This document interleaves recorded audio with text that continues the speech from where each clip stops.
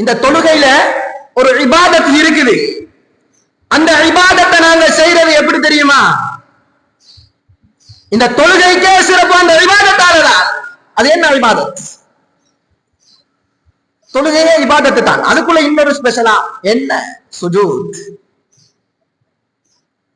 இந்த சுஜூத அல்லாஹு தஆலாவுக்காக வேண்டி மாத்திரம் செய்யணும்.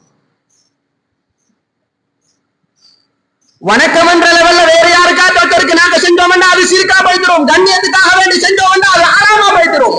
செய்யலாம். சுஜூத் என்றது அல்லாஹ்வுக்கு மாத்திரம் தான். அவர் வாரார், இவர் வாரார், எவன் வந்தாலும் அல்லாஹ்வுக்கு மட்டும்தான் சுஜூத் என்றது. அந்த சுஜூதால தான் தொழுகைக்கே சிறப்பு. காரணம் என்ன? இந்த உலகத்திலே எங்களை படைச்சவன் அல்லாஹ். அவன் முன்னுக்கு உயரமாக இருக்கக்கூடிய எங்களை தலையை குனிச்சு நாங்க என்ன செய்யறோம்? யா அல்லாஹ், உன்னை தவிர இந்த உலகத்துல வணக்கத்துக்குரிய நாயன் வேற யாரும் கிடையாது யா அல்லாஹ்னு கொண்டு போய் குத்துறோமே தலைய.